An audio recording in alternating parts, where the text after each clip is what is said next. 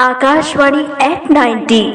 नमस्कार, मैं सुरेंद्र कुमार यादव रेलवे बंगलापारा रायगढ़ से। सबसे पहले तो आकाशवाणी को 90 वर्ष पूर्ण होने पर हार्दिक शुभकामनाएं, बधाई। आकाशवाणी मैं बचपन से सुनते आ रहा हूँ और मुझे बड़ा पसंद है आकाशवाणी सुनना।